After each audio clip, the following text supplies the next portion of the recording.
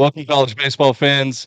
We have a great podcast planned. I know it's a day late, but we had to wait for our boy Jack to get back from Houston, just so he can have story time.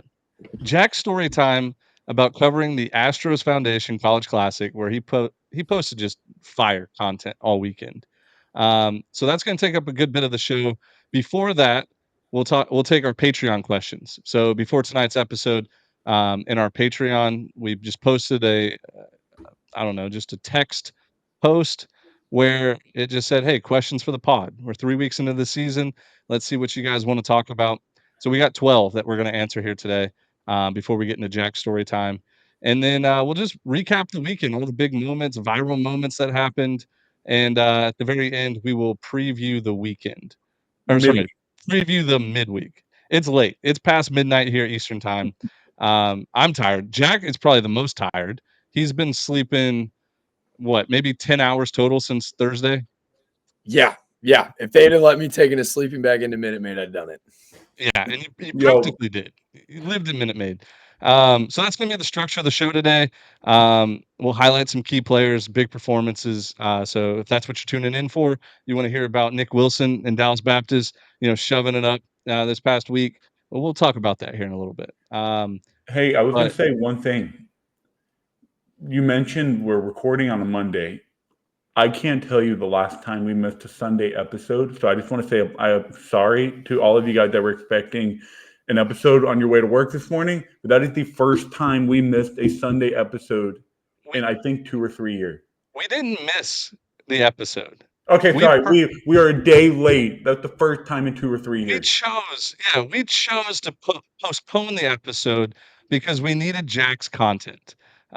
Jack was flying back from Houston this evening, so we wanted to wait until he got back so we could just talk about the fun times that he had and all the cool connections he made. So we did not miss a Sunday episode. We just Sorry, postponed it. we delayed an episode Yeah, 24 hours. So Tuesday morning, get your 11.7 fix in on the airwaves. That made me and my Dixon Ticonderoga feel a little special. You delayed and waited for me, boys. Yeah, it got me blushing over here. of course we waited for you. All right. Um, But anyway, so this episode and all of our podcast episodes are sponsored, I guess. Is that the right word? Sponsored by our partners over at Home Field Apparel. Um, every episode we pick a team of the week, and this week we couldn't decide on one, so we picked two, and we're going to show you the cool shirts that they have at Home Field Apparel. So just go to homefieldapparel.com. They have just the best college officially licensed merch. And if you use our code CWS24, you get 15% off your order. So, Dimitri, we're going to go ahead and share your screen. Let's show them. Let's start with Clemson, because Clemson was the team of the week, in my opinion, playing 2 games against South Carolina. Andrew Chufo walk-off homer on Saturday, and just we'll show you kind of what the Clemson collection looks like, so you get a good idea of what other teams they have, schools they have, and merch that they have that you can purchase using our code. So, bang, here we go. So if you're on YouTube, you'll be able to see exactly the home field website. Over 150 licensed colleges on there. So check it out, see if they have your favorite school. But just look at those, man. You get the retro, the throwbacks. They have some baseball inspired stuff. Wow. That one's probably my favorite right there. The Letterman's jackets have been key. Yeah. But even they got stuff for girls too. They got the girls tank top. I know there's a lot of cleat chasers out there that listen to the show, especially since we added Jack on. Um, the girls, man, they got stuff for girls, guys, kids. They got sweatpants. How cute is that little tank top? It's so cute. If you're listening in and you're anything like our boy Dimitri the Riz God, yeah, what a great gift to get your lady friend. And go Hey, down hey. buy yourself some nice apparel. Correct. One more shout out, one more sponsor, Pickle Juice. Jack, you probably caught Jack. You're watching on YouTube. Just throw Sucker Punch. Sorry. Shout out to Cash Young. I don't know if Jack knows him. I'm just asking him right now, name dropping him. Cash Young. He's involved with Sucker Punch. Good friend of mine, younger brother of Chesney Young. So yeah, Sucker Punch. Check it out. Get your What is Sucker Punch? I didn't even know if you recognize that. I'm just drinking it because I actually straight up love it. But the boys did hook me up with a care package.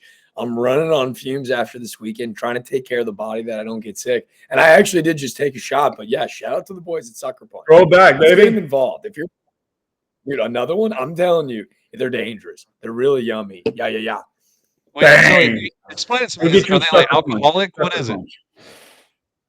So it's literally, I've like been drinking pickle juice since I was a little kid to stay hydrated. And the guys at Sucker Punch have literally like bottled it up. So instead of like taking a shot of like, think of like a 5-hour energy. This isn't for energy. This is literally just to like take care of your body because, we had 11.7. Body's a temple, folks, obviously. So to stay hydrated, these guys are absolutely crushing the game. I know that they're in a ton of different colleges, but man, they geared me out big time. Big fan of the boys. Yeah. Shout out. By the way, what was it called? Sucker Punch. Shout out Sucker Punch. Sucker Punch this hydration. is unpaid. I think they're in it. This is an unpaid ad. This is nothing, not a dime, not a penny. Yeah, that's a free shout out for the boys. Yeah. You know what's not free, but definitely worth it? Joining our Patreon page, because then you get access to asking us questions before every show. So we did this a lot last year. We've kind of slacked on it this year just because we've been busy and just trying to build a bunch of stuff, behind the scenes. But today was a great day to introduce the Patreon questions. So we picked 12. We're going to kind of go rapid fire through them. And that's going to be kind of the preview of the show. So this one's from Smiles117. Who is the best team in the Fun Belt so far this season? I mean, there's about 8 good answers. You could even go down to like James Madison and App State, who are both like 9-2 this year. But for me personally, I think it's Coastal. Coastal Carolina, I think, is the best team right now in the Sun Belt. They fixed a lot of their pitching problems from last year, and the offense is still lethal. So that's my choice. I would say Coastal as well. I mean, I would even go to as far as saying I was really impressed with Louisiana and Minute Maid Park this weekend. I know they went 1-2 this weekend, but they looked good. They looked really good. They were in most games. They were a swing away in 1 or 2 of them. I really like Louisiana this weekend, but Coastal by far the best team. Troy coming off a fucking ugly ass series loss to Northwestern State. So Coastal get the edge for me as well. Yeah, I don't know if I can give an answer. Kyle DeBars with the Cajuns are so like he was nasty. He hit a home run that almost touched the top of the roof at Minute Maid that ducked into the Crawford boxes. He's got crazy juice. They look good, but how can you not talk eat 'em up cats? How can you not talk about Texas State? Like what?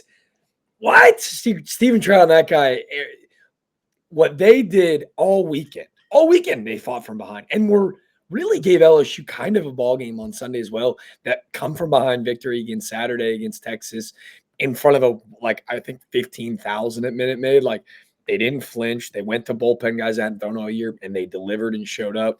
They did the same thing on Friday, come from behind victory against Houston. Like they were really impressive. So it's like hard not to talk about them and also brag about Coastal.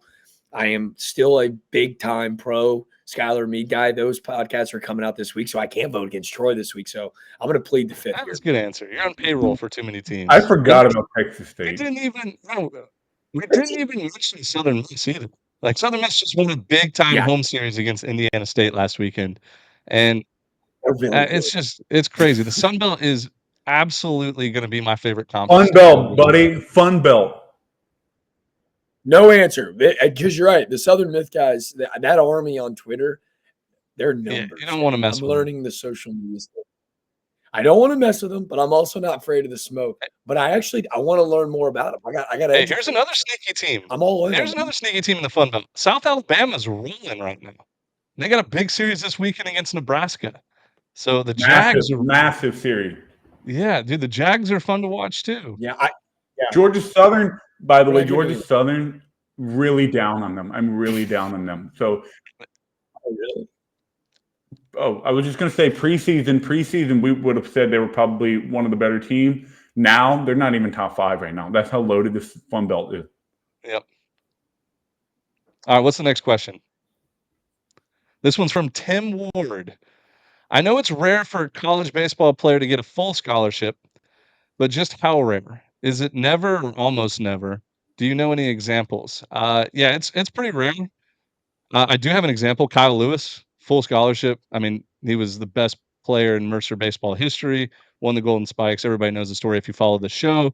But yeah, he was a full scholarship guy. Was he no? Was he a full? He was not a full scholarship guy as a freshman.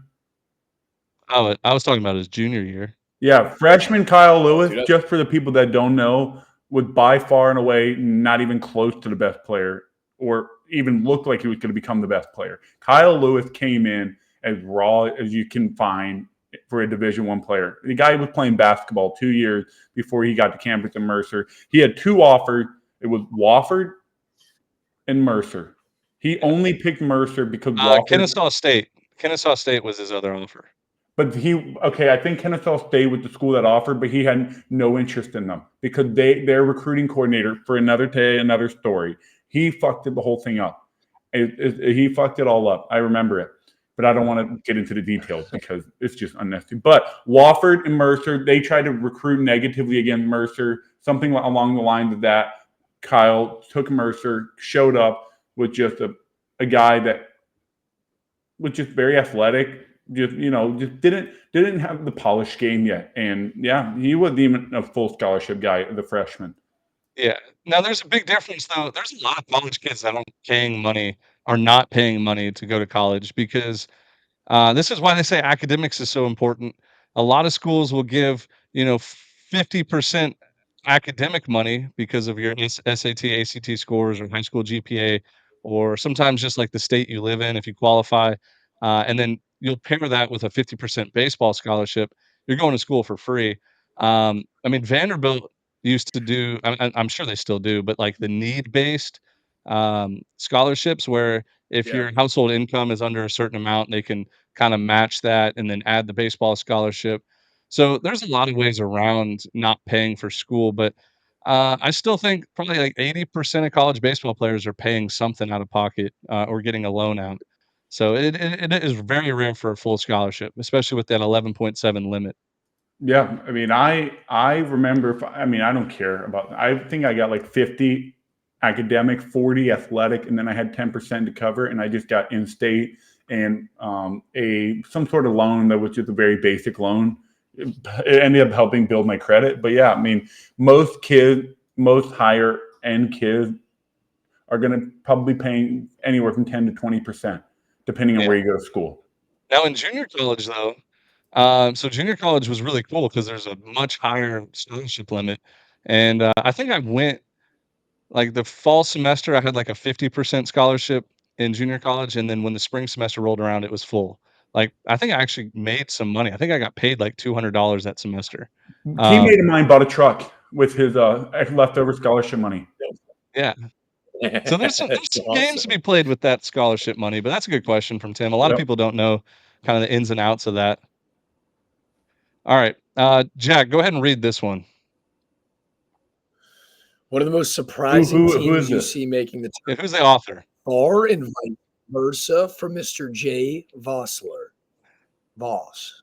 One of the most surprising teams you see making the tournament. I don't know. Who's come out the gates early?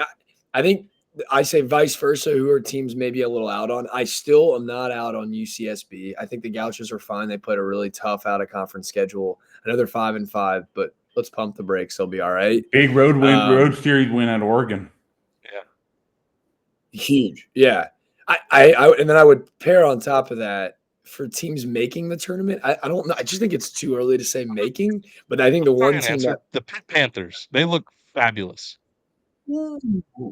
that's a fun one. And I'm not gonna lie, I didn't know shit about them going into the year either. Hey, we could even say you could even say a team like Alabama is showing early surprise. Most people were kind of out on Alabama, coaching transition, a little bit of a roster turnover, not much, but Alabama, right now they're a lock to be a postseason. I'm not worried about them one bit to get in that large bid. Who else is out there? I mean, Indiana's a surefire at large bid right now. They look the part. To make it to a team that I think is going to be a national seed and host, that I don't think maybe people that weren't showing up. A&M, like they've been really good, and I don't think they were getting national seed love. I think they were going to always make the tournament, but I think they've become almost like Florida State. Yep. permanent. Yeah, you liked them preseason. Florida too, State is a team that people were like middle of the pack ACC, could miss the tournament. They'll be in Durham for the ACC tournament, no sure, but that looks like a regional hosting team right now. 100%. Like they look. I know they haven't played a tough. They've played a very easy schedule so far, but they've been dominating teams. So that's a good sign for Florida State. You got to dominate those teams to earn respect. Now, I did get laughed at for picking Texas A&M to win the SEC on our graphic preseason. I picked Texas A&M, and I kept receipts. There's a lot of people that literally laughed at me on Twitter. I Hey, knew this team yeah. was going to be big, You're right. physical, strong, and dude, they have star power. one more thing I was going to say about Florida State. So you remember who Michigan State clobbered? They throttled the shit out of Georgia, a week Yeah. ago? Florida State absolutely cream pied all over them. They absolutely dominated them. Yeah, but dude, you know better than this, Dimitri. I know Michigan That State sucks. I Michigan know they State stink. game, it was a Wednesday game before Georgia Tech. So it was the second midweek game, and Georgia had Georgia Tech coming up 2 days later. So they were not focused on Michigan State. I guarantee you, if Georgia played Michigan State in a 3-game series, Georgia would sweep them. Yep. I got two more teams. One good, one bad. Texas, they are going to be fighting for their lives about a week from now when they go 1-4 this week, or 1-3 this week. They're going to be 1-6 in their last 7. That team is going to roll into Big 12 play on the bottom, and they're going to have to play their way upward instead of just kind of maintaining. I'm telling you right now, they're going to be fighting for wins because you out of conference play the big part when you're on that fence of that large bid, get in, get out, whatever. I think they'll be okay. I think they'll be fine. And then one more team. Oh, wait, I want to disagree on that Texas take real fast. Sometimes teams like Texas need to get punched in the mouth. Like they need to get kicked around, which they did this past weekend. They blew some leads, especially late. I don't think Texas is even going to have a losing week. I know they have A&M on Tuesday and then go to Lubbock this weekend. It would not surprise me one bit if this Texas team, who held Cal Poly to 0 runs weekend number 2, 27 innings, 0 runs, it would not surprise me if Texas bounces back because the talent is there. You can see the talent. They just don't have guys in the back of the bullpen to get outs right now. That's the problem. So I think Texas will win probably. I'm going to guarantee 2 games this week. All right. And I love Texas Tech. I picked Texas Tech to go to Omaha. So that should tell you guys something. Yeah. I got one more for you. Central Florida Knights. That team is good. Yeah. Now, how are they going to do in Big 12 play their first year in the Power 5? Who knows? But I'm telling you right now, that team is good.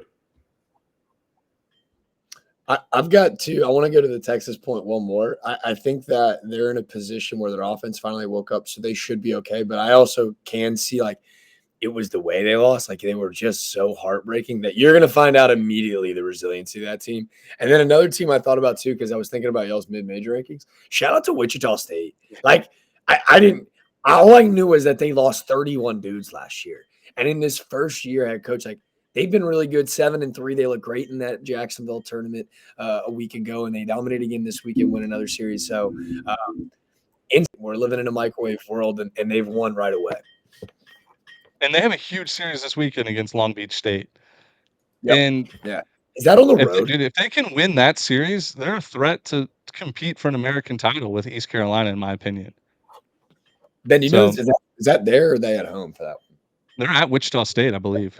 Ooh, right? So I don't know, but I think that if they go to Cali and get a big dub in a tough environment, that'd be big. Yeah, they might not be at Wichita State.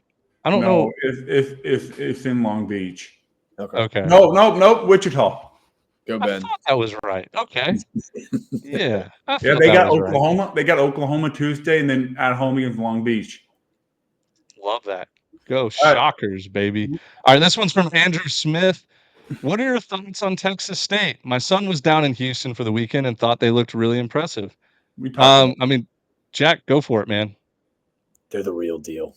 They're the real deal. Not only that, like in years past, like back in 21, where they just rake, like they 1 through 9, like they have guys despite size and physical stature that rape. Lugo goes Yahtzee to win the game, and Chase Morrow, who was the tournament and most improved player. I was so impressed with Mora, man. Defensively, too. Not even at the plate. Defensively, that guy can play. Mora's bat head is in the zone for an hour and a half. Like there's even when he gets fooled and his front foot gets down early, like his bat head's in the zone for so long that he just absolutely rakes. Rashid Galloway, I don't know Galloway, who he wears the gardening gloves. He like sits in the middle of that lineup and is gritty as hell. Hey, Andrew, your son is spot on. They're real. Like they're real. And I know the Sun Belt's really difficult, but they're real to me because they won in a lot of different ways. They come back from behind to beat Houston on Friday, right? That shows a resilient group. You blow a 6-0 lead to Texas, which is like they were open about like this is almost bigger than Omaha to beat this team that like so many of our guys want to go play for. Now we're building our own culture. They blow the 6-0 lead. They trade shots back and forth and they win the way they do. Crazy. But to me, they're real because everyone, and myself included, I thought LSU was going to steamroll.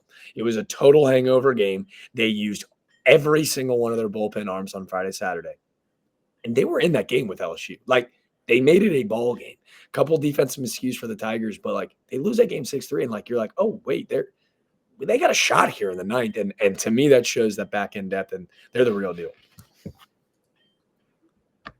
Let's see. We got Justin Clifton asking a question. Thoughts on the Palmetto Series this past weekend and trash camera angles Segra Park had? Yeah, it was tough to watch that game on TV, I'll be honest. I respect them for actually televising the game, unlike the Georgia Tech Sunday game at Coolray Field. But it felt like I was watching a video game. The graphics were bad, the camera angles were bad, but the series itself, electric. 2 5-4 games. We got an extra inning walk-off home run from Angelo Chufo, and I mean, you just got a little bit of everything. Like those teams obviously don't like each other. Ethan Petrie was talking a little smack, bottom or top of the ninth, top of the ninth on game 2 when they were down 2 runs. But yeah, I thought it showed a lot. I'll be honest, it showed me a lot about Clemson. I was a little bit down on Clemson, especially after they lost me money in a I was parlay. way down on them. Yeah, they lost me a lot of money on a parlay the first Friday against Kennesaw State. So How about pitcher for South Carolina giddy upping around the mound in the 11th inning after a punchy, and then come back out in the 12th and gets his ass humbled. yeah, I saw that. He was skipping around the mound. I haven't seen somebody skip since 5th grade. Dude, that was a bad look, man. It wasn't just Skipping like was a thing. it wasn't just like a finish through little giddy up gallop kind of thing. It was like a hey, watch me now, and giddy up for like a solid 5 to 10 feet. All right, what the fuck is this guy deal? Like, what are you doing? See if you can play the video. Play the video here on YouTube. You I can probably go to Twitter, right? While you're looking for it, can I I get the video up right here. Yeah, while you're looking for it, I'll ask you, that one crazier, or was it my guy RJ Davis shuffling in the box in the middle of that pitch for Vandy? That was pretty crazy too. Yeah, that was Bush League too. Just skipping. Yeah, I'm not gonna lie, I don't hate it. Next inning, Andrew Chufo, dead central. See ya, walk off. I mean, come on, guys. What is it? 1, 2, 3, 4, 5, 6. Hey, shout out to Shadow of Death Valley for the awesome editing of a video. Yeah.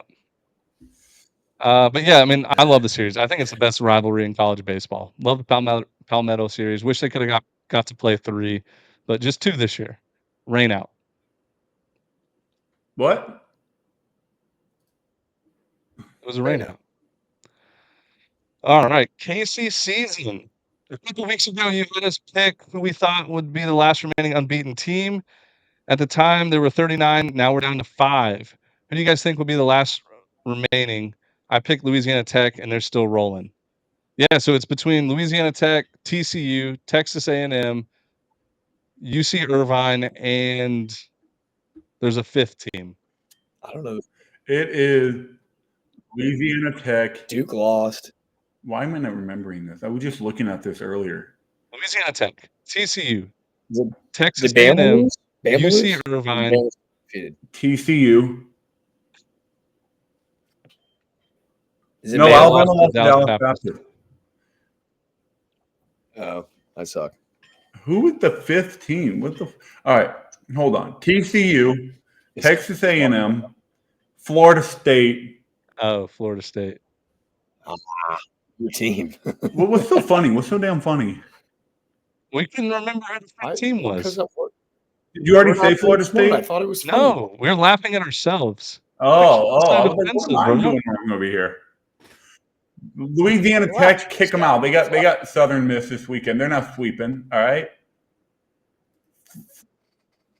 I got mine. I think it's A&M. Florida I think State, A&M meets Gulf Texas Coast, on and New Tuesday. Orleans. They win those two midweek series. They're staying undefeated. Texas A&M. What do they got? Let me see their schedule real quick. Texas Southern Rhode Island. My God. All right. Yep. Give me. Let me see TCU real quick. Abilene and Kansas. It's between A&M and TCU for me. Dude, TCU, I don't think TCU will lose all year. I think they'll go 56-0 because they do the same shit every single game. They get a lead or they get down by a lot, and then they tie the game. It's always tied late in the game, and then they just play with their food. They play with their food the whole time, and then it's like, all right, we'll go ahead and kill them now. I've never seen a team like TCU in college baseball before. So talented, but they're just always in these tight games, and then they just win. 56-0 TCU. By a Book lot. it. I kind of love that. I'll take A&M. I think they beat the Longhorns on Tuesday and keep going. Who do we got next? Matt Perkins. What's your guarantee of the week? I think I just did it. What did I just say? Oh, Texas wins. Just kidding. Texas Wins 2 games over at least 500 this week. Matty P. Stay tuned. Come join us in Club Roma and you'll find out. How about that? That's right. Ooh, okay. My guarantee. I don't participate in Club Omaha, so I don't have one. Yeah, you do. Yes, you do. I'm a Praise guest. God. I'm not a host. Okay. You're still in it. This one's from Ab. Something I need to start working on for the summer. Updated pick 8 for Omaha based on the start of the season.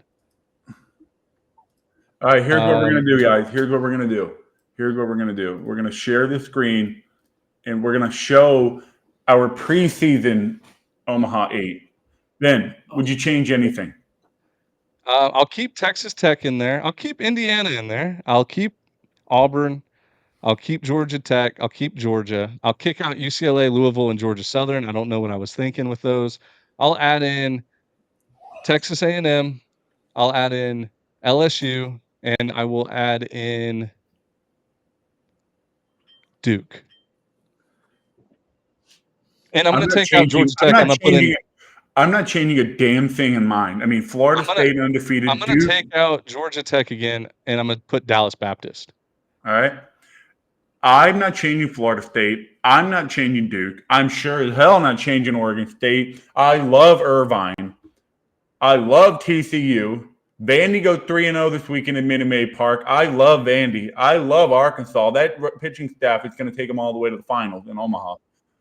And Florida, I like Florida too. I think they're going to be really good. I almost said it. Caglione looks great on Sunday. They're not losing a series on Sunday if it's even 1-1. The only team I would love to put in there is Dallas Baptist, but I'll stick with my 8. I love it. I really want to put Oregon State in mine too.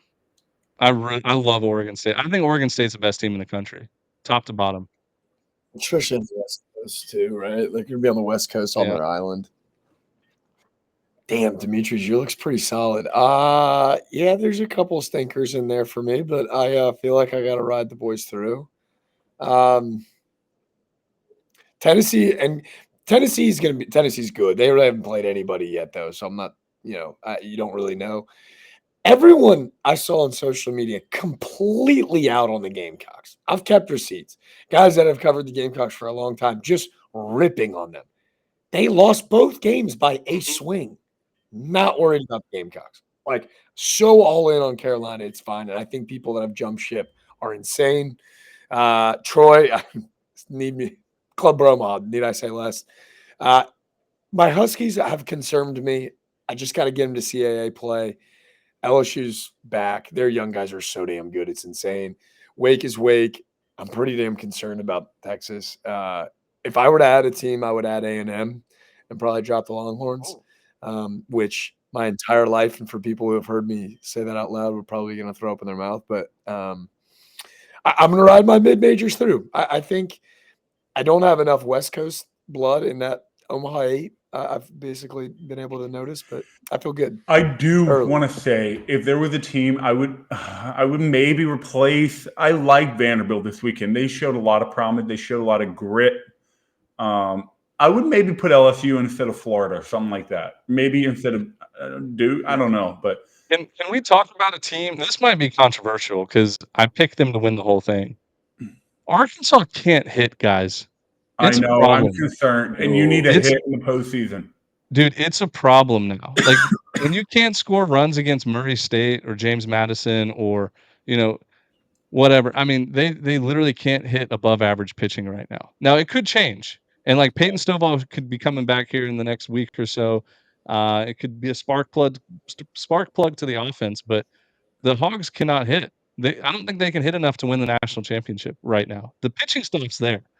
It's elite, but they're playing like West Coast baseball right now. Clay Baker says, I mainly watch Texas Tech, but last year I loved tuning in to LSU Friday nights to watch Skeens. Which Friday night guy would you recommend to watch this year? I got 3. I'm going to go really quick and simple and allow you guys to really dive in it. Hey, Clay, just keep watching the boys in Bayou. Their Friday night guy is, I'm not saying he's Skeens, but the numbers are pretty much identical. How about 30 strikeouts to 2 walks for the young man on Friday night in LSU? Shout out Luke Holman. He's really, he's a dude. He's really good. Transferred from Alabama, right? Yell up. Alabama transfer. Can you imagine if he was still with the Crimson Tide?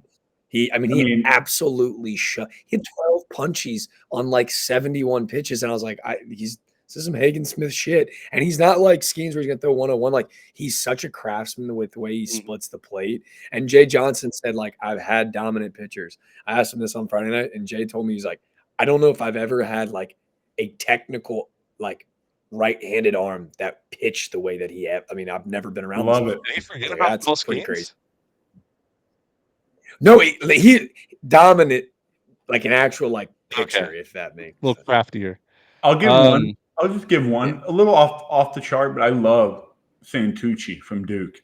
He is fun to watch. He's electric. He's a little different from the left side, but I love watching Santucci pitch on Friday nights for Duke. Yeah, you just took one of mine. Jonathan Santucci. I mean, he's working his way up draft boards right now.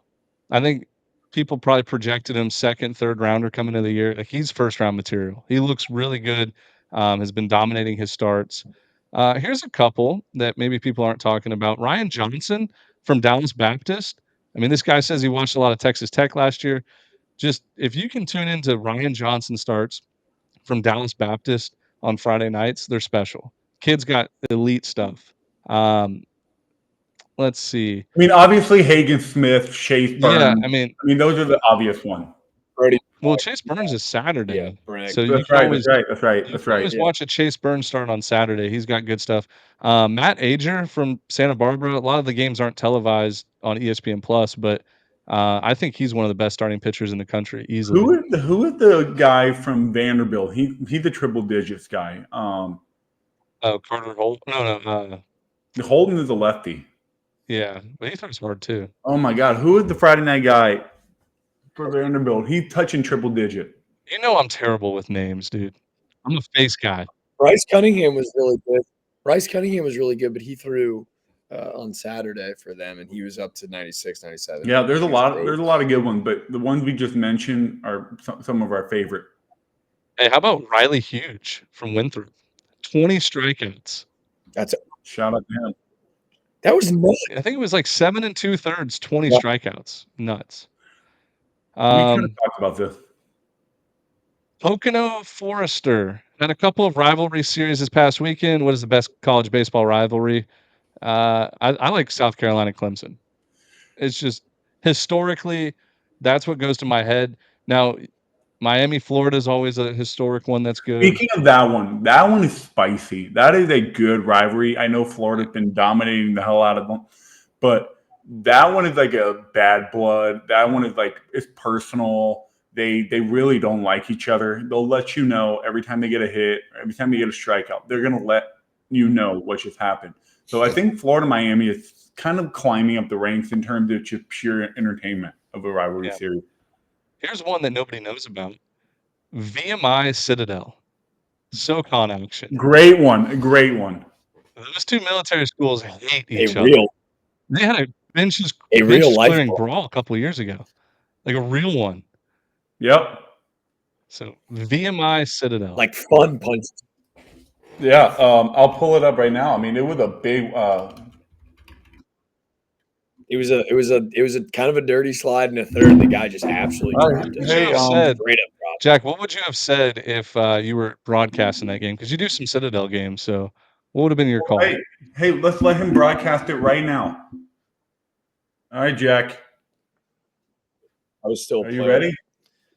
Runner on second. Oh, I actually know the pitcher. Daniel Island, Will Bastion throws behind the VMI third baseman. Ball gets to the backstop. We've got a late slide into third base. Camera angle hasn't shown it yet, but ladies and gentlemen, this is about to get off of the rails. Zach Morris, current shortstop for the Duke Blue Devils, has some words for the Citadel. That's backstop Travis Lott. Benches have cleared. Now, let's get ready to rumble. This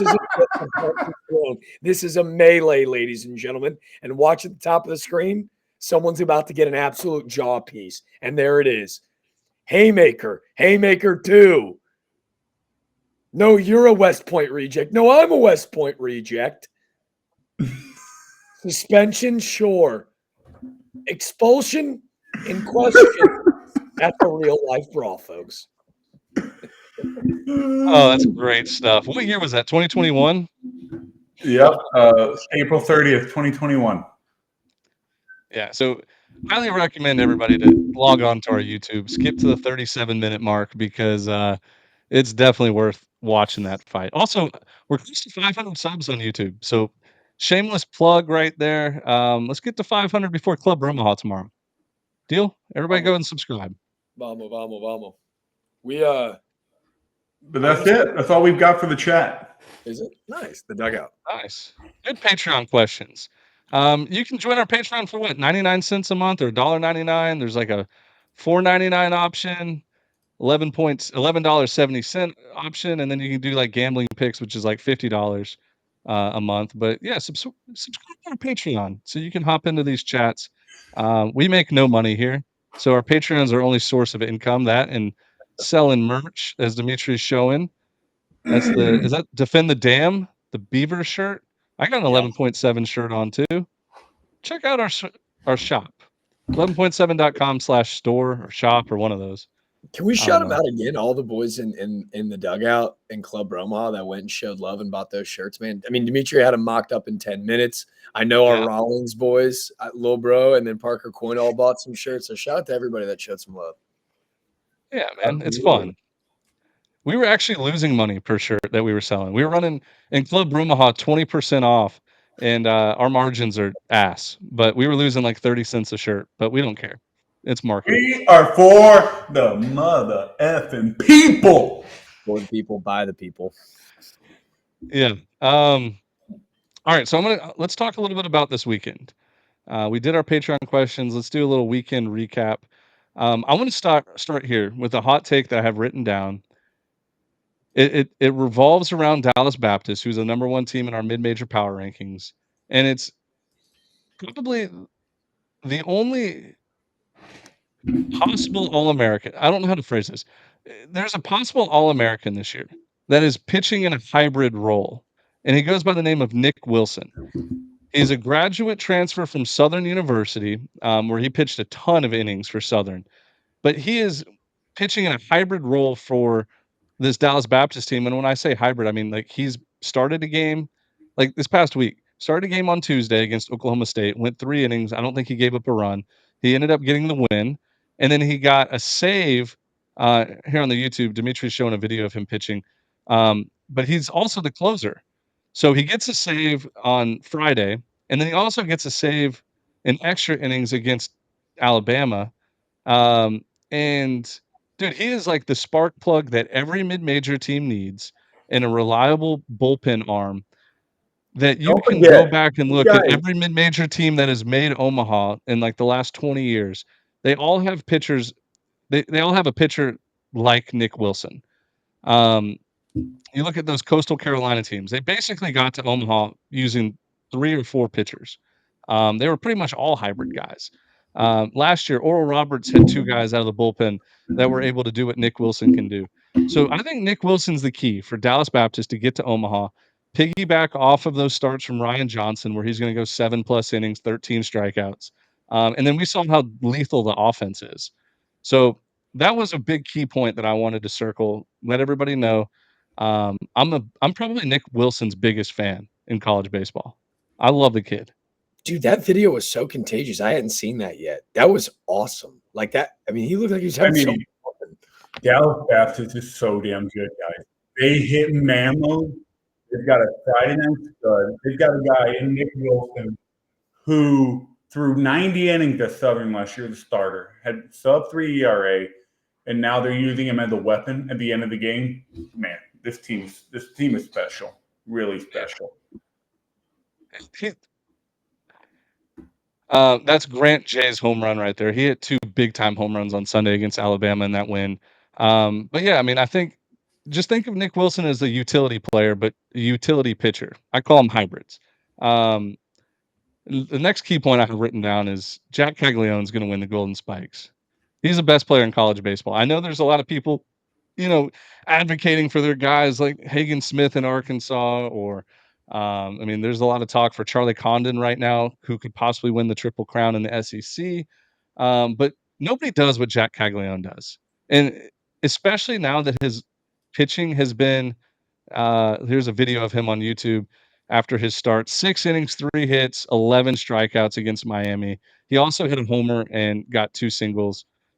To have a guy like that that you can roll out on a weekend, not a midweek starter, a weekend starter who hits in the 3 hole. If he stays healthy this year, he's going to win the Golden Spikes. And if he doesn't, like, somebody's gonna have to really, really have a historic season. Dude, you're telling me series goes 1-1 on Sunday and you got to face this fucking guy? Yeah, good luck. No shot. Third key point. Are we moving on from Jeff Caglione? Anybody have any objections to that? Nah, he's really good. You forget, well, you also just forget like how hard it is to do that. He like the things that he did. Like as a position player, sole position player, my entire life I worked and trained to hit a ball 470 feet. Never even imagined being able to throw the baseball 97 miles per hour. That's all Dimitri did was try to learn how to throw a baseball 97. And he does them both so wildly effortlessly. It's kind of bullshit. Yeah, it's nuts. It's unbelievable. All right, my third key point. Rankings are whack. All right. And when I say rankings are whack, everything I've seen today on Monday when I'm checking Twitter, Baseball America and D1 Baseball, College Baseball Central, like everybody, College Baseball Nation, all these accounts come out with their, top 25 rankings, which is great. I love looking at everybody's opinions and looking at the rankings. I'm a rankings nerd. I do it for football. I do it for basketball too. College baseball fans need to realize that these rankings are basically 80%, maybe 75% based off of the preseason rankings and 25% of what's actually happened on the field. I promise you the selection committee does not look at any of these rankings as they've been open about. In fact, they adjusted a little bit of the RPI formula this year to kind of make it better. But I used to be I used to believe that they looked at D1 baseball's rankings, were like, okay, these are the top 16 teams they're going to host. And then they kind of went down, boom, boom, boom, checklist. These are the 64 teams in the tournament. Like, no.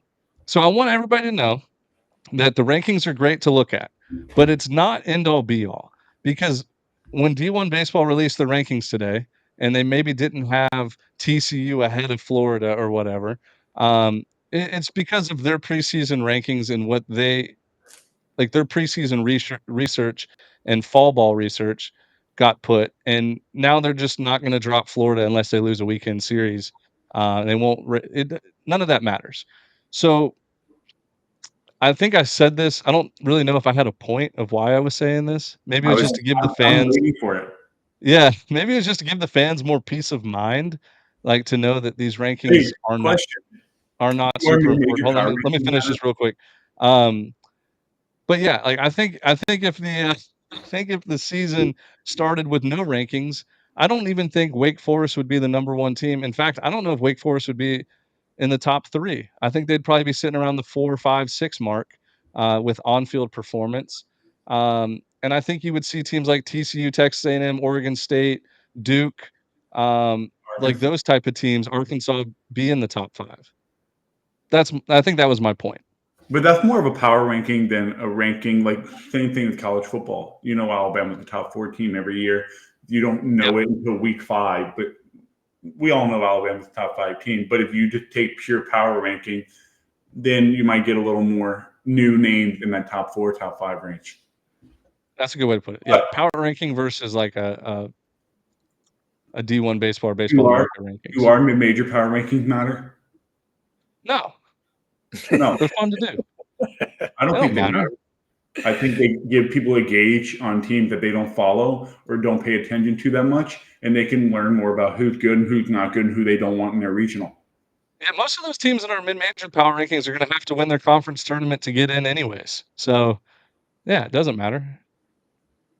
I like that. Was there one team in particular, Ben? Like, was it TCU not being over Florida? Like, was there one that like stood out to you that you're like, oh man? It I was think, the Florida TCU one that had everyone pissed off. Yeah. well, no, that wasn't the big one for me. I think maybe the big one was Wake Forest at number 1. I think that might have been what kind of did it for me. When there are like good baseball teams that have gone and played really like tough competition so far that are like, oh well, like they've earned the right to Right. the flag. Yeah, that makes sense. Like, okay, Like here's I one. don't know how you could look at TCU's schedule and like what they've done on the field, and compare it to Wake Forest and say like, oh, Wake Forest deserves to be number 1 over them. Here's a good one. Why did they have NC State in front of Alabama? I don't know. I don't work for them. I mean, I'm just saying, like NC State played VCU, Hawaii, Queens, and Towson. All right, Alabama's 11-1, and they played Manhattan, Middle Tennessee, Alabama State Baptist, and then they played Arizona, Dallas Baptist, and Indiana this weekend. So fuck me, that was not a good case right there. Like, never mind. All right, so can I say that that's exactly my point? It's exactly my point. Like, I have such recency bias at like whoever I'm around and whoever I love. Like, to this day, after that opening weekend, I'm like, Duke's the greatest offense in the history of the world because I watch him hit 11 homers. No matter what happens the rest of the year, they will always be the best offense to me. So it's like, to Ben's point, like, when there are like 19 different ranking systems, like what are we doing? Like what do I like believe to be true? So I'm with you, man. You don't really know shit till May.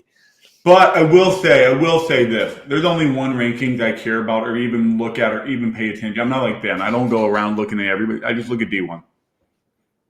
Right. Yeah. And we've been open about it. Like D1 baseball, I think consistently puts out the best ranking, but everybody, I like looking at rankings. Sue me, whatever. Everyone can have their own ranking, dude. Make your own damn ranking. Tweet it out. In off the You get one bench. like, so what? You shared it. I get tagged in the in off the bench pod. Let me pull it up here. He's got his rankings. Yeah. Honestly, they're solid, except he was a big advocate for like Oregon being like a top 10 team, and then they got Get whooped out of this here. weekend. So I don't even think he has Oregon in the ranking anymore. I don't know what happened. Cutthroat. See you later. Come on, Sign Jim. Where'd Oregon go? They were top 10 in your. I can't pull it up. Anyway, let's move on. Yeah, let's move on. But yeah, I respect everybody that puts out a ranking because we don't do it, so we can't really criticize. No, but I'm not saying one is good or bad. I'm just saying there's just so many. Go find one that likes your team the most and follow it, and make yourself feel better. Get your dopamine and feel better about it. Yeah. Let's see. So rankings are whack. Next thing I have is Jack. Let's tell some stories about your trip to Houston. Without getting too sappy, I want to thank you guys and for everyone who listened and followed along. We're just getting this thing going. I said about 2 months ago when you guys graciously had me on, the dream is college game day for college baseball, and fellas, we're getting close. Learned a lot about you guys, right? About like kind of the credibility and clout that you guys have and the community you've been able to create with all that you guys have listened along. And man, I just so thoroughly enjoyed telling the craziness as we see a Mr. Peanut Mustache strong. Man, I don't even know where to begin from a storytelling. I just got back like an hour and a half ago. All right. Well, let's make it a Q&A. I'll be the Let's interviewer. You be the interviewee. I like So it. this will make. If I were to do a top 3 things, I would say that man, the LSU relationship I created last summer was super awesome. And for those who think like I'm an LSU Bengal clout chaser now, they're absolutely correct. They're unbelievable baseball, and I'm in love with them. Yes. 2, the Texas State story was so cool. Like Aaron Lugo was one of the cooler stories I've ever been around. His walk or his game-winning homer in the top of the 9th while blowing the bubble that you guys astutely acknowledged. And then just to see him so wildly overcome with emotions, and there's a whole other story underneath that layer. But like even like Ryan Farber, who plays center field for them, is hitting like 536. Like he's unbelievable. Defensively makes crazy plays. Like this isn't a fluke. Like they have unbelievable baseball players. He's a He dog. reminds me a lot of Jake Mangum. Like he's Jake Mangum 2.0. So much like Jake Mangum. You can see here, I leave myself out of the interview. So like I think there are a lot of people that are surprised when they see me, like, oh, are you the pencil guy? Are you the pencil fucker? This one was important for me to be in. I felt like because he was so overcome with emotions, and rightfully so, that it was almost the ability for me to paint the picture for him. And then because he's almost in this blacked out state of excitement, allow him to fill in like an ad lib. Dude, what a really special, humble kid. But like that, I remember being 7, 8 years old playing wiffle ball in the backyard, dreaming of that moment right there. And he did it in front of a 15,000 crowd at Minute Maid Park against the team that, you know, a lot of those dudes on that Bobcat team felt like they were overlooked coming out of high school. But like, watch this. Yahtzee! Ah, man, it gives me goosebumps still thinking about it. So, but man, thank you to you guys. It was an absolute blast to go rep the brand out there. And but yeah, good call. Go Q&A. I'm overwhelmed. There was so much going on. Hit me. What do you guys think? So let's do this here first. Favorite game you went to? You went to all 9. Which one stuck out the most for your all-time favorite that you'll remember forever? The anticipation. I grew up as a childhood Longhorn fan. To see those jerseys in person for the first time ever, like, brought a tear to my eye. So to see Texas, Wait, you never went to a Texas baseball game? I've never seen a Texas baseball game in person, Dimitri. I was giddy. I was giddy, dude. So like, and for those that also don't know, especially as we get closer to Major League season, there is no hiding how unbelievably irrational I am about the Houston Astros. So I'm not going to sit here and lie to you and tell you that when I walked into Minute Maid Park to an empty like ballpark Thursday morning before LSU's BP, I did not cry. I didn't do it. I swear to God, I didn't tear up. I didn't get the credential and see my name on an Astros thing and cry. I didn't do it. So Texas LSU, the anticipation of that one, and then hearing, oh yeah, they think it's sold out. And I was like, what? And it was legit 27,000. They filled up the entire lower bowl and all the suites. So the anticipation of that game. So to answer your question, that was probably the most anticipated, exciting matchup. But from a baseball standpoint, man, that Texas State win over Texas was crazy. They Mora hits another grand slam. They go up 6-0. Texas chips back. They make it 6-3. Texas State makes it 7-3. Texas with a Darren O'Dowd Jim John that was about 435. Cut it back. Texas with a 3-run homer to take an 8-7 lead. Texas State, very next inning, claps back. And then Porter Brown, who is going to be really good. This is why we were so excited about the pitching. The offense needed to catch up. It's like last weekend they just turned on a pivot. Porter Brown goes nuts this weekend, has 3 homers. He hits his second of the game. They take the lead. And then for Lugo to hit that 2-run homer, the whole place, because at that point, you got to think LSU's rolling in for that Raging Cajun matchup. So, like, place is still going to be packed out for the night game, the nightcap. Now, everybody hates the Longhorns. So everyone's riding for the Bobcats. So that place literally shook when Lugo hit that home run. Because he was down, it wasn't 2 out, 1-2, 2 outs. Like they were down to their last strike. So that was probably the best game of the weekend, not even including the 5-hour marathon matinee. I was at Minute Maid from 9 a.m. yesterday. I went for BP for Texas Vandy, which was that was a sick game too. Damn it, I forgot about that one. 5-hour marathon between Houston and the Raging Cajuns last night that went till 2 a.m. Neither team really wanted to win. And then finally Houston with a 6th spot in the 11th. By the way, I didn't know what's his name transferred from Texas. He went from Clemson to South Carolina to Houston. I had no idea he was at Houston.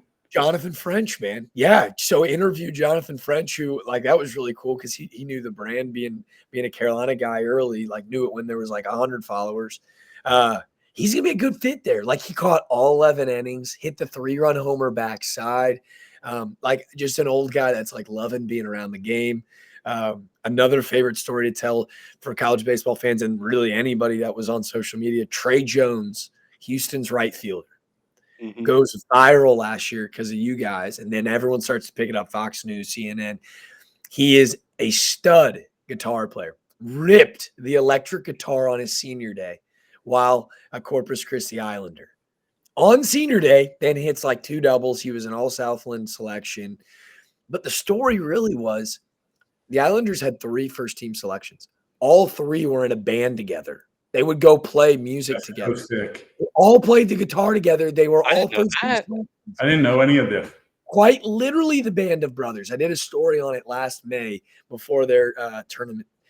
Trey is literally built like Captain America. If he doesn't get drafted this year, it's going to be insane. But the Texans will take him in the first round to play middle linebacker for him. He's that good of an athlete. But he then gets the opportunity after being overlooked in high school to go play for his home team, Houston. He's from Houston. He gets to play in Minute Maid Park. He hits a home run game 1 of the entire damn thing with friends and family. He's going off. He's top 10 in the country in stolen bases. He's got 6 home runs. So getting to interview him in like Minute Maid, like that was such a cool moment. Dude, I mean, it's nuts. And then I also have to shout out like my LSU guys, like Thursday, I walk in for BP, and you know, I met these guys a year ago in Omaha. Like they were super well receptive. They treated me like gold, and I got these really in-depth, cool moments with Tommy White after hitting this huge walk-off homer. Dylan Cruz endorsing the Ticonderoga. Also, who's going to have a statue built in front of the stadium. But I was like, all right, how does this translate year 2? I walk in on Thursday, and Hayden Travinsky, who's rocking the pencil bat, walks right up to me and hands me the bat. And I'm like, what? And he's like, I'm not going to use it. This means more to you than it does to me.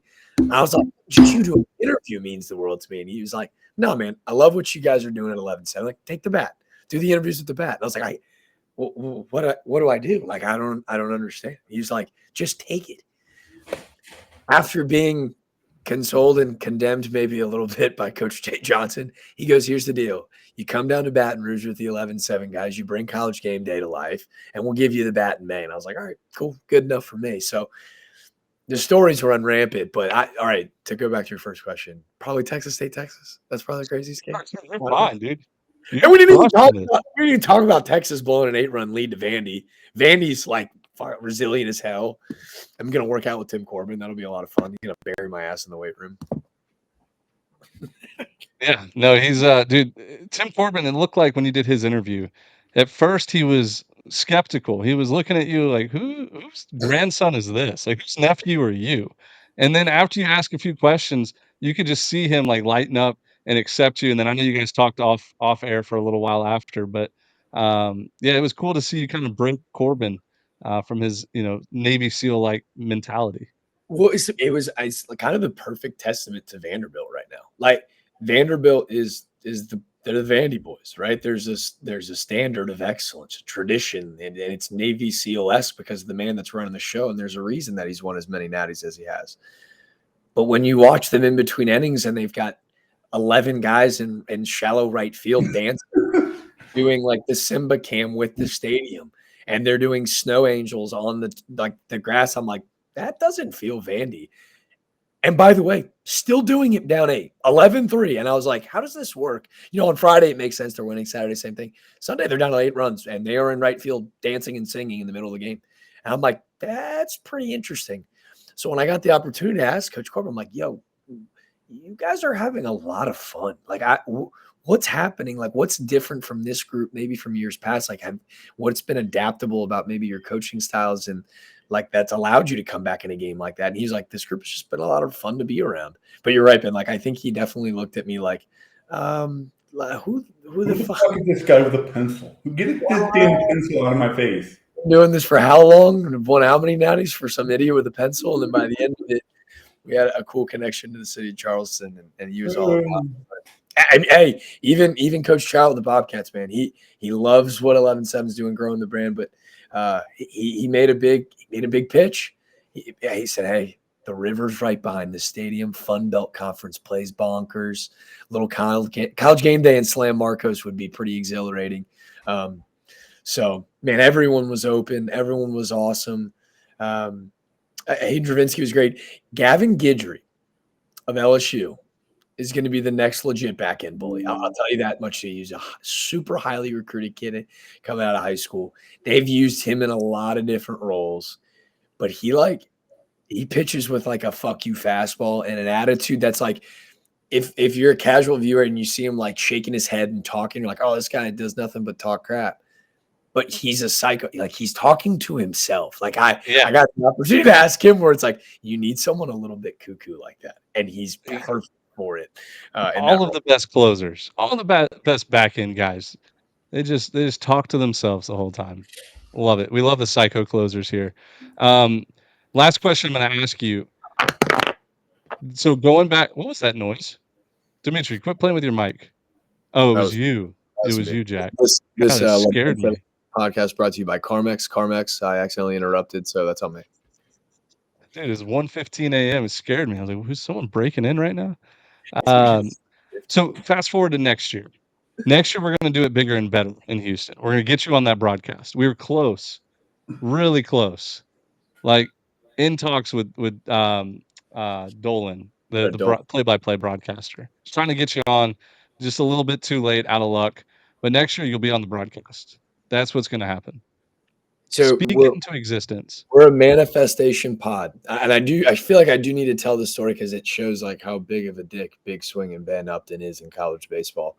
All week, people were talking about the ability of us to kick out highlights. I said that's Rizgod Dimitri. This guy's an animale. The credibility that is rolling around these circles is that we're doing a great job of telling the true, genuine story. So that's all I did all weekend, right? Was to try to mimic and replicate the brand you guys have built. So I'm flying out Sunday night. It was $400 cheaper. It was a $600 ticket. It was $580 to fly out Sunday night. It was like $910 to fly out Monday morning. So I don't even know Rizgod if you know this yet. So I'm supposed to fly out Sunday night. I do my goodbyes. I see Texas Fan in the morning. I'm going to go head to the airport Sunday night. I roll out. At that point, we clipped it. I don't know if you shouted it out, but Sir Kendall Rogers shouted out the boys on the pod. And then all of us. Not really. No, not really. Yeah, we clipped it in a way that made it look good. He was talking about scholarships. Yeah, so us. But right around the same time, Ben sees that they shouted out, hey, we saw that guy interview with 11.7, Aaron Lugo hitting the bubblegum home run, man. Those guys are doing a great job. So Ben makes some magic happen. I'm at the airport. I'm such an insane Astros fan. I've dreamed of this moment my entire life, just being in that building, that if there was even a 5% shot, I was like, I'm going back. So I'm quite literally in the TSA line, FaceTiming Ben, going, we got a shot here, don't we? Like, they're just bringing people in that booth telling baseball stories. I got a shot. Ben was like, Dolan a DM, and I was like, hey, I know this is last minute, but we got to get Jack up there. Like, Jack will bring the electricity to the booth that you guys need. He said, all right, I'm talking to my producer now. We'll try to get him on. And so I FaceTime Jack, and I'm like, yo, dude, you want to go in the press box? And Jack is standing in the TSA line, and he's like, "Hold on, dude. I'll be right back." He walks to like customer service for the Bush Airport in Houston. And he's like, "Hey man, can I maybe a little bit of emergency pops up? Can I switch my flight?" Guy's like, "Yeah, sure, we can do it tomorrow." And Jack's like about to hand the guy his credit card to like pay the difference, and the guy's like, "No, it's free. We'll just swap it out." So Ben's on face. the $900 flight that he paid like $400 for is now just $400. So he gets in an Just Uber, $400. awesome interview with his Uber, who's a rapper in Houston. And Straight up. Straight. Shout out for Pharaoh Darcy. Shout out Pharaoh Darcy, my Uber driver that hauled ass because I'm on the phone with Ben going, "We got a shot here. We got a shot here, don't we?" I'm damn near made out with the customer service guy. No, And, I didn't know it was- about all this. So he didn't make you pay. Oh yeah. No, keep going, Ben. Keep and going. then You're so fine. Jack's like on FaceTime with me in this car ride, this Uber car. He hops out. We're still DMing with Brett Dolan. Jack doesn't end up getting on, but what he does do is he gets to watch the 5-hour long Houston versus Louisiana game where the sprinklers make a rain delay happen. And somehow Jack ends up at like 2 in the morning sitting second row behind home plate in like the Diamond Club seats that cost $1,000 a game for Astros. And he's just sitting there waving a pencil behind home plate at 2 a.m. You can just see it perfectly on the broadcast. It was hilarious. Oh my god. Yeah, I mean, anything for the brand. The 11-7 guys, I had to show love to the boys that showed love to me. We're getting close. I'm manifesting it. I took a picture. I'm literally outside the door. The guys with the Astros were incredible. There's no love lost there. Like, it was a crazy ask.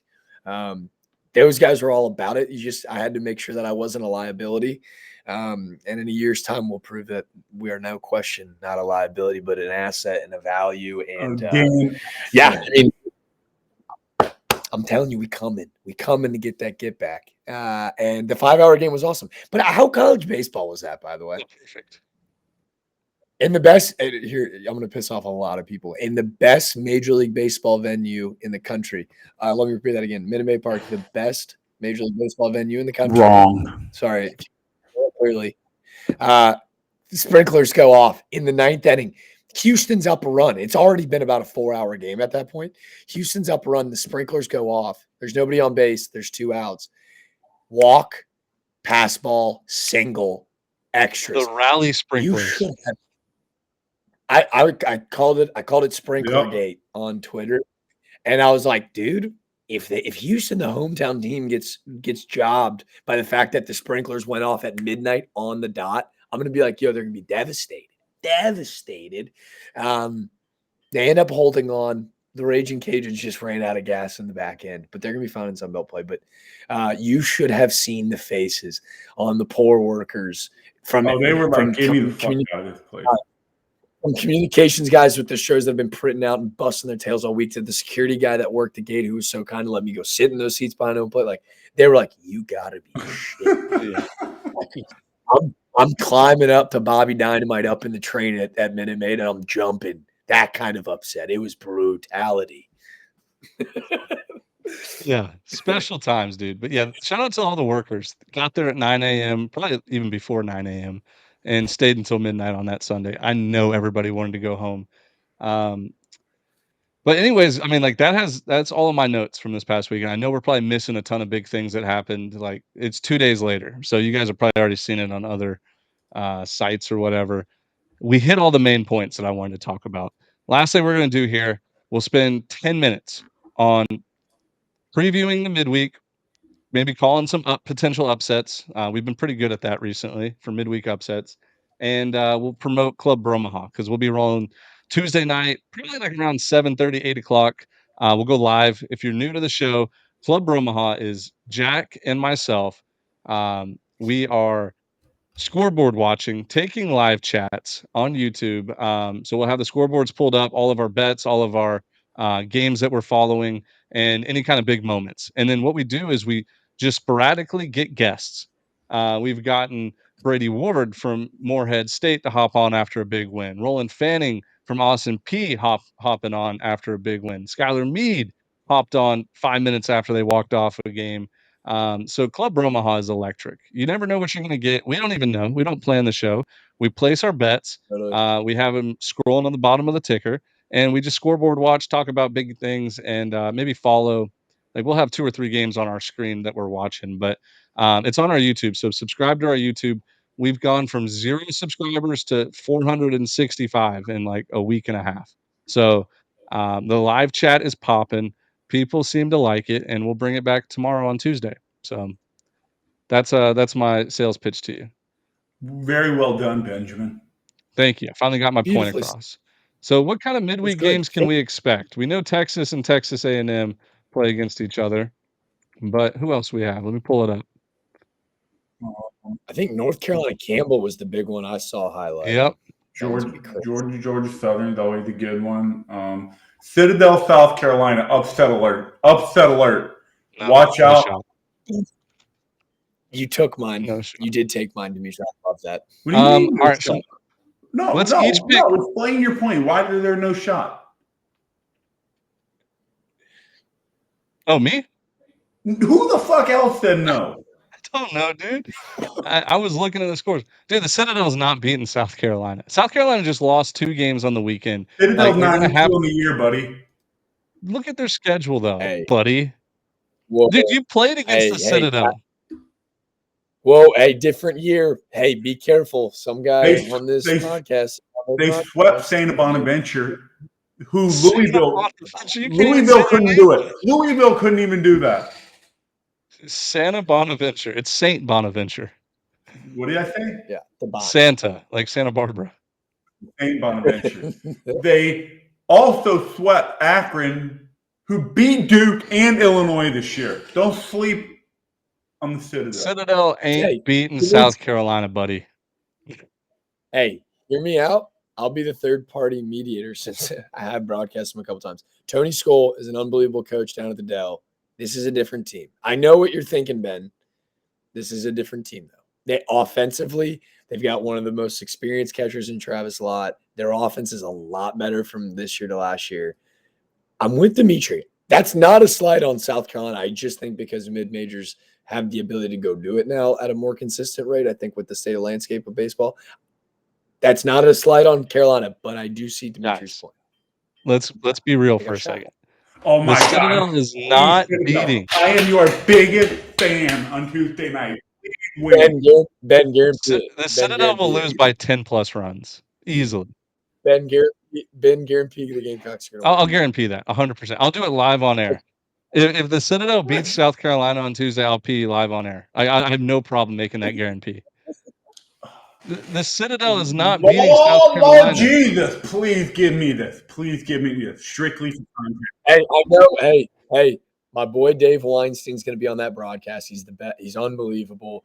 We're going to have a dog in that fight. I've got a game at 4, but if Club Bromaha can get popping for the end of that game, it's going to be 5-0 at the end of the first inning. 5-0 Gamecocks first inning. Dude, do you guys know what you're saying? The Citadel, I know they're 9-2.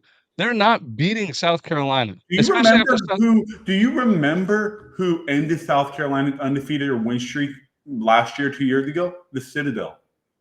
They beat them like 2 years ago, a year ago.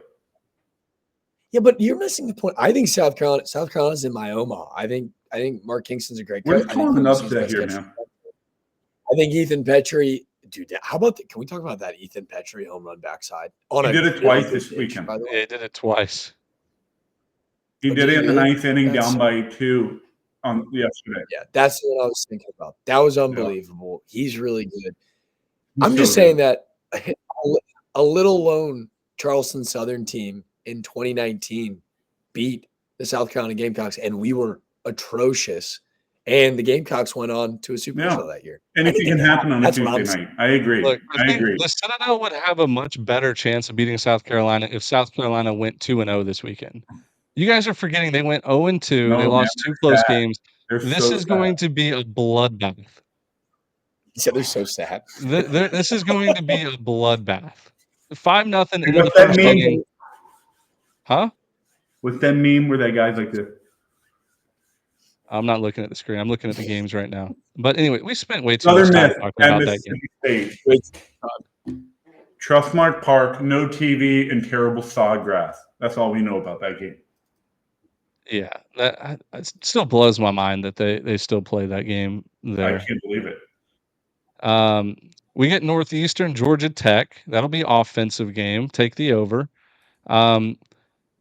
Let's see. Oregon Grand Canyon. I like Upstate it. against Coastal Carolina. That's sneaky game. I know it's at Coastal, but I don't think Upstate's reached their full potential yet. They got some good arms.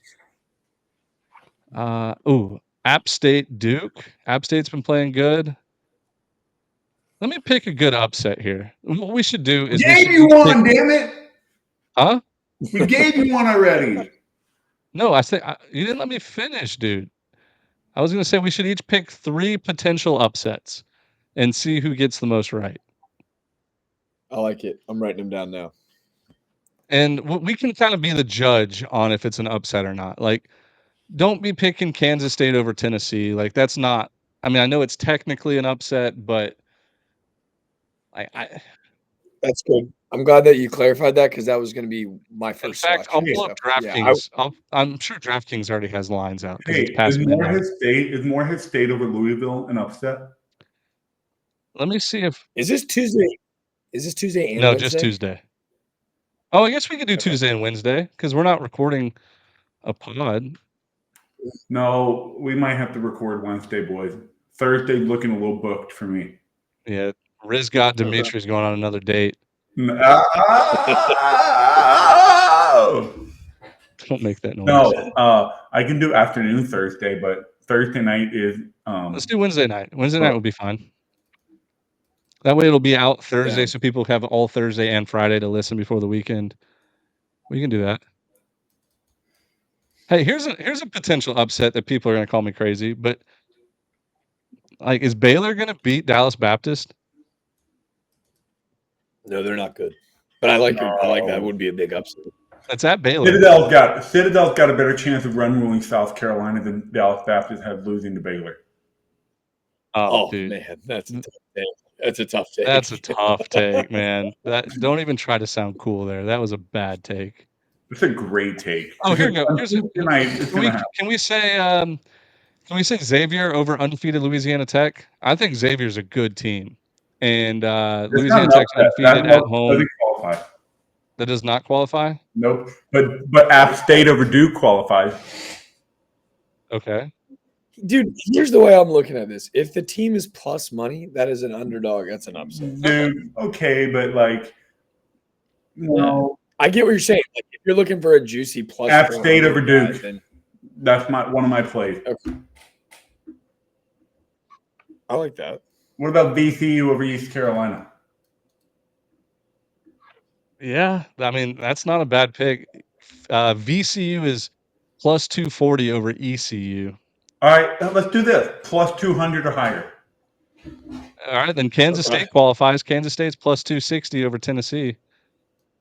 Because I like them over. I like them. I'll put it like this: Kansas State's got not only Tennessee, but they play Clemson the very next day on Wednesday. They're going to win one of those games, and they're going to be plus 200 in both of them. So I like them in both of those. Ooh, the other one that I is really true. like. You know what I mean? So they're going to win one of those games, and if they win both, then you're like, "Oh man, they're feeling good." The other good game, I mean, outside of Texas and Texas A&M, which is another. I mean, those two teams really hate each other tomorrow. That'll be good. I love Troy over Alabama on Wednesday. I know that we're big Skylar Meade homers, and they're coming off a rough weekend. It feels like he's going to have them playing on a totally different level. They'll exceed expectations and beat a really good Alabama. How about this? Florida Gulf Coast over Florida State. That'd be a big one. Yeah, I feel like they do that every year. I don't know if that's true or not, but I feel like that happens. No, it's just they had that unbelievable weekend last year in Tallahassee where they almost swept them. All right, here are my 3. Baylor plus 200 against Dallas Baptist. Hear me out. Every time we rank a team number 1 in the mid-major poll, they lose that first game. So Dallas Baptist is losing to Baylor. Plus 200. Second one. Oh my God, I just lost it. Where'd it go? You want to go Snake? Yeah, let's go Snake. So you can find it. All right, so I gave you my Troy over Alabama guy. I like Northeastern to beat Georgia Tech. That's going to be plus money. I can't see a line on it, but I think they beat Georgia Tech. I think they have deeper pitching in the midweek. And then my juicy guy, I'm with Dimitri. Dimitri, we're on the same wavelength. Your Omaha 8 looks good. I'm all over the Dukies, and I'm riding on your bandwagon too. And they're going to beat a team that's terrible in the midweeks. I think UCF goes in and beats Florida on Wednesday too. That's a great pick. I could see that happening big time Wednesday. It's a night game. The Knights are going to be up. The Gators will be down. I like App State over Duke. I already said on mine. Citadel over South Carolina, App State over Duke, and VCU over East Carolina. Here's one that nobody will see this one coming. And I'm not saying it's going to happen, but say what you chest. Stand on business right here. Come on, don't say. I'll go on a limb and say Air Force beats Auburn. They play them twice, so Tuesday and Wednesday. I think Air Force beats Auburn on Tuesday.